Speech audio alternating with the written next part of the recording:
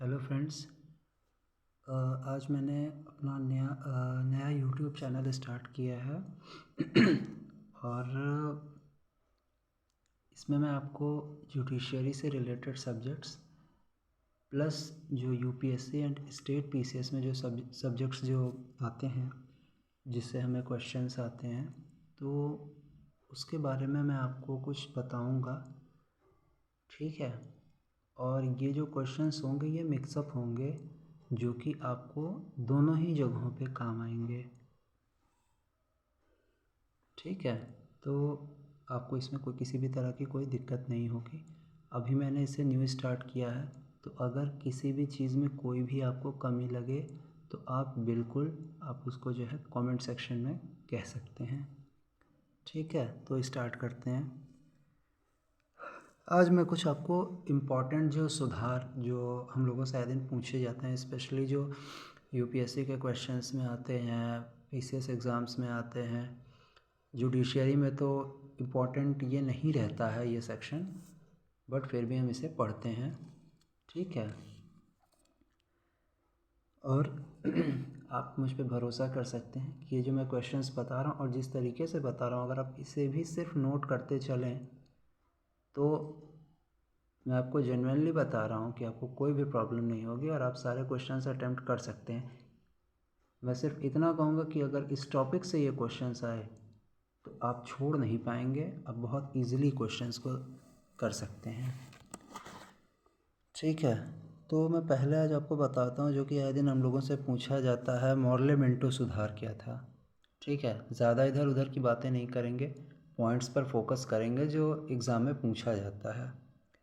इसमें Morley Minto जो सुधार था या फिर मॉर्ले मिंटो सुधार जो भी हम बोलते हैं, इसमें भारतीय परिषद अधिनियम 1909 में ये जो है स्टार्ट होता है। नवंबर 1906 में जो लॉर्ड कर्जन थे, इनके स्थान पर लॉर्ड मिंटो को भारत का वायसराय नियुक्त किया गया था। ठीक है। तो लॉर्ड मिंटो जो है भारत के वायसराय थे। ठीक है। और जॉन मॉर्ले को भारत का राज्य सचिव यानी कि स्टेट सेक्रेटरी नियुक्त किया गया था। जो इसमें मॉर्ले थे वो बहुत ही उदारवादी विचारों के, बड़े ही मतलब कि सज्जन और सीधे साधे व्यक्ति थे और भारतीय प्रशासन में सुधारों के बहुत समर्थक थे। वो हमेशा से चाहते थे कि ये जो सिस्टम जो चल रहा है कि जो एकदम से अराजकता फैल चुकी है, जो मतलब भारत में जो ये औपनिवेशिक जो शासन जो चल रहा है, इसको कहीं ना कहीं वो चीज़ों को ख़त्म कर कर एक सिस्टमेटिक ढंग पे चलाना चाहते थे, क्योंकि पहले ही मैंने बता दिया कि बड़े दयालु व्यक्ति थे। ठीक है। भारत के वायसराय लॉर्ड मिंटो भारत के सेक्रेटरी जॉन मॉर्लो के जो भी मतलब उनकी जो भी सोच थी, उनके विचारों से बहुत सहमत थे, एग्री थे कि ठीक है आप जो कह रहे हैं बिल्कुल सही है।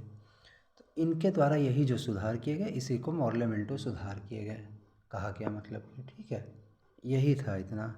इसमें आप फैक्ट आप अगर नोट करें तो नोट करते चलिए। इसमें पहला फैक्चुअल जो मतलब पॉइंट मैं आपको बताता हूँ कि इस अधिनियम के द्वारा जो भारतीय थे इनको प्रशासन यानी एडमिनिस्ट्रेशन और प्लस विधि निर्माण यानी कि जो लॉ जो मतलब कि जो लॉ मेकिंग जो भी मतलब चीज़ें थी, दोनों में इनको जो है प्रतिनिधित्व दिया गया कि आप दोनों जगह पे आप मतलब आप अपनी बात को कह सकते हैं। पहले ये चीज़ें नहीं थी हम लोगों के साथ, हम अपनी बातों को रख नहीं सकते थे, सुन तो सकते थे, वहाँ बैठ सकते थे, बट हम अपनी बातों को कह नहीं सकते थे। फिर जो केंद्रीय विधानसभा थी उस वक्त, ठीक है, तो इसमें जो अतिरिक्त सदस्यों की संख्या जो थी, पहले जो कि 16 हुआ करती थी, जिसमें कि धीरे धीरे बढ़ाया गया, बढ़ोतरी ही हुई, इसमें सीधे 60 कर दी गई उठा के। इनमें से आधे गैर सरकारी सदस्य होते थे जो कि गवर्नमेंट के नहीं एम्प्लॉयज़ थे, मतलब गवर्नमेंट के मतलब कि मिनिस्टर्स वगैरह वो नहीं थे। एंड 32 इसमें गैर सरकारी सदस्य थे, जिनमें 27 जो थे वो निर्वाचित होते थे और 5 निर्वाचित वर्ग और विशिष्ट निर्वाचक वर्ग के थे। फिर आते हैं आपका जो प्रांतीय विधान परिषद थी। अपने यहाँ जैसे इस वक्त है ना विधान परिषद, हमारे यहाँ तो आज भी है विधानसभा भी और बहुत से राज्यों में विधान परिषद भी है। ठीक है। तो इनमें विधान परिषदों की भी सदस्य संख्या बढ़ा दी गई। निर्वाचन की पद्धति केंद्रीय विधान परिषद के समान ही थी।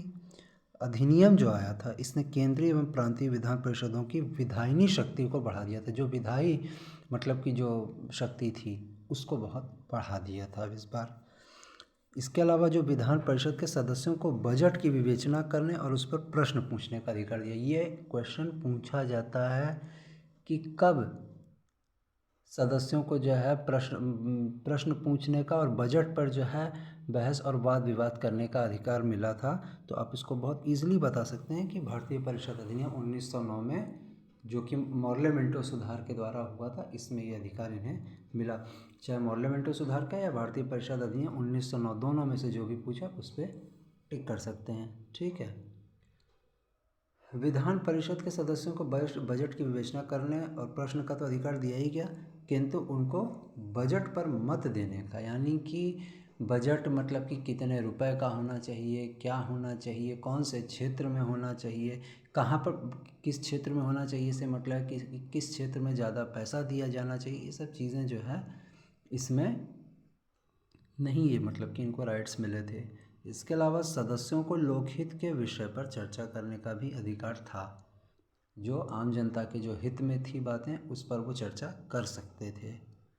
लेकिन इन सब के बावजूद फिर भी जो मॉर्ले मिंटो सुधार था, वो भारतीयों की जो इच्छाएं थी, जो उनकी बहुत ज़्यादा जो उस वक्त की जो आकांक्षाएं थी, मतलब जो उनकी इच्छाएं थी कि ऐसा हो, हमारा भारत ऐसा हो, हम लोगों को ये सुविधाएं मिलें, शिक्षा में ये चीज़ें हो, ये सुधार आएँ, तो वो चीज़ें मिल नहीं पाई।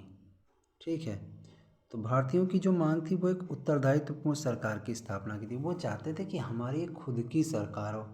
उनको इसमें बिल्कुल इंटरेस्ट नहीं था कि ये ब्रिटिश सरकार ये सारी चीज़ें करे। वो एक तरह से वो यही चाहते थे स्टार्टिंग से, जो इंडियंस थे, कि भाई जब देश मेरा है तो सरकार भी हमारी हो, गवर्नमेंट की हो, ये क्यों कर रहे हैं सब कुछ। ठीक है। सारे वो सिस्टम और जो भी लॉ थे, वो सारे लॉज मेकिंग वर्क जो थे वो यही करना चाहते थे। लेकिन उनकी यह मांग जो भी थी वो पूरी नहीं हो पा रही थी, और न इस बार भी पूरी हो पाई। फिर केंद्रीय विधानमंडल के सरकारी सदस्य कोई भी प्रश्न भी नहीं पूछ सकते थे। वे मतदान में सदा सरकार का ही समर्थन करते थे। एक बड़ी मजबूरी थी कि हम एक तो प्रश्न नहीं पूछ सकते और समर्थन जरूर करना है। ठीक है। और गैर सरकारी सदस्य थे वो भी यही करते थे। तो बहुत बंधा हुआ भी तो महसूस करते थे ना, कि एक तो मतलब कि हम इसके मेंबर बन गए और हम अपने मन का भी कुछ नहीं कर सकते, तो बने रहने का फ़ायदा क्या है। इससे अच्छा तो ये कि भाई हम छोड़ ही दें। ठीक है। तो निर्वाचित सदस्यों की संख्या भी बहुत कम थी। मत अधिकार की जो पद्धति थी वह बहुत ही दोषपूर्ण थी। कहीं ना कहीं इसमें कुछ फॉल्ट ऐसे थे, ठीक है, जो कि ठीक नहीं लगते थे, उचित नहीं लगते थे। अधिनियम बहुत ही एक संकुचित भी था, बहुत ही मतलब कुछ ज़्यादा उसमें था भी नहीं कुछ ऐसा। हाँ, जिससे आगे चलकर, और इसमें हिंदू मुस्लिम वाला जो था ना सिस्टम, ये जो मतलब कि जो कहा जाता है, ये सेकुलरिज्म वाली जो चीज़ें थी ना, ये बहुत ज़्यादा थी। ठीक है। उसी समय से ये मतलब कि कहीं ना कहीं ये स्टार्ट हो गई थी। ठीक है।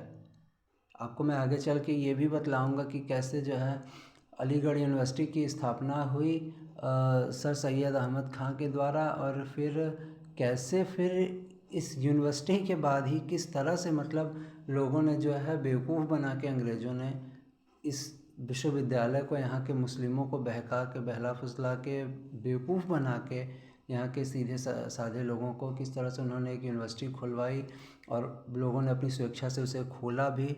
और फिर ये यूनिवर्सिटी ही एक बहुत बड़ा रीज़न बनी आगे चलकर भारत पाकिस्तान के बंटवारे का। इसी ने, कहा जाता है ना कि एक छोटी सी बहुत सी एक गलती होती है ना, सुई की नोक बराबर एक गलती होती है, जो कि आगे चल के बहुत ब्लंडर हो जाती है। वही चीज़ हुई। इसीलिए अक्सर बच्चों को कभी कभी बड़े डांटते हैं। क्यों डांटते हैं? इसलिए डांटते हैं कि इसकी छोटी सी गलती को रोका जाए, नहीं तो आगे चल के इसका मन और बढ़ जाएगा। और वही चीज़ हुई। लोगों ने इसको जो है, इस पर आपत्ति नहीं जताई। अलीगढ़ यूनिवर्सिटी तो बन गई, लेकिन अलीगढ़ यूनिवर्सिटी तो बहुत छोटी चीज़ थी ना। अभी पूरा देश बनाने की मांग की, और वो भी माना गया और बना। और आज क्या स्थिति है वो हम लोग देख रहे हैं। ठीक है। तो इन सब चीज़ों पे हम बहुत ज़्यादा तो नहीं कहेंगे, बट ये है कि हम अपनी पढ़ाई को स्टार्ट करते हैं। ठीक है। तो हुआ क्या कि ऐसा मुसलमानों को सिर्फ खुश करने के लिए किया गया था। कहीं ना कहीं ये सिर्फ यहाँ के जो सीधे साधे मुस्लिम थे उनको सिर्फ खुश करने के लिए किया गया था। कहीं कहीं पे भारतीयों को खुश करने, हिंदुओं को खुश करने की कोशिश, कहीं उनको करने की, कहीं उनको दबाने की कोशिश, तो कहीं इस वर्ग को। ये मतलब फूट डालो राज करो की नीति जो इनकी थी, जो लॉर्ड कर्जन की, वो मतलब अब स्टार्ट हो चुकी थी। ठीक है, तो स्त्रियों को मताधिकार भी नहीं प्राप्त था, जो आजकल हमारे यहाँ जो वुमेन एम्पावरमेंट की बात हो रही है, जो कि बहुत ही इम्पॉर्टेंट एक मतलब कि एक बात है, बहुत ही महत्वपूर्ण चीज़ है आज के समाज के लिए। लेकिन उस वक्त जो है देखा जाए तो ये बहुत ही शून्य के बराबर था। आज हर महिला 18 साल से उम्र के सभी, चाहे वो लड़की हो या लड़का हो, सब लोग, हर तबके के लोग आज जो है वोट कर सकते हैं। बट उस समय महिलाओं को ये अधिकार नहीं प्राप्त थे। विदेशी प्रभुत्व के विरुद्ध आंदोलन तीव्र गति से इस बार बढ़ने लगा था और कांग्रेस ने अपना आंदोलन भी और तीव्र कर दिया था। अब वो कांग्रेस भी बहुत ज़ोर शोर से अब अपना आंदोलन बढ़ा दी गई थी। इसके बाद एक पॉइंट आप नोट कर सकते हैं कि 1914 में जो है प्रथम विश्व युद्ध हुआ था। ठीक है, मैं बहुत बेसिक से चल रहा हूँ, पढ़ा रहा हूँ आपको। ठीक है, जो पीछे की जो कुछ हिस्ट्री वाली चीज़ें हैं, जो कि मॉडर्न हिस्ट्री वाली, वो मैं आपको बतलाऊँगा। उसके लिए मैं एक अलग बनाऊँगा वीडियो, जल्दी ही बनाऊँगा, बहुत जल्दी बनाऊँगा। जल्दी का मतलब 1-1.5 महीने नहीं लगेंगे। ठीक है, तो 1914 का जो फर्स्ट वर्ल्ड वॉर हुआ था, प्रथम विश्व युद्ध हुआ था, इसने भारतीयों की जो महत्वाकांक्षा को बहुत प्रगति प्रदान की। अंग्रेज़ों ने वर्तमान व्यवस्था में बहुत सुधार करना आवश्यक इस बार समझा।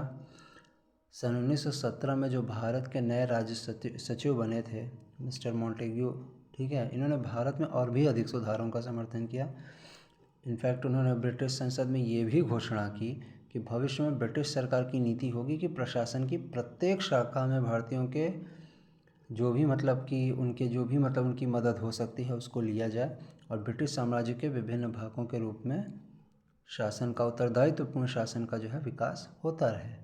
लेकिन इस घोषणा के बाद वे भारत की राजनीतिक अवस्था की जांच के लिए भारत आए। वो ये जानने के लिए आए कि देखें वहाँ पे आखिर चल क्या रहा है भारत में, वास्तव में वास्तविकता को कहीं ना कहीं जानने के लिए आए।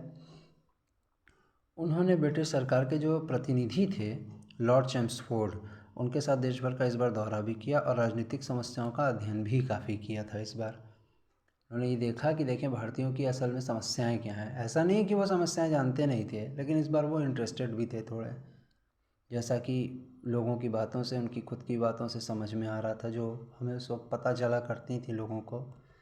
उन्होंने इस तरह से 1918 में एक अपनी रिपोर्ट जो है उस वक्त प्रकाशित की थी, जो कि क्या कहते हैं आपकी मॉन्टफोर्ड योजना कहलाई थी। इसको आप नोट कर सकते हैं कि मॉन्टफोर्ड योजना क्या थी। ठीक है, इसको आप लिख सकते हैं।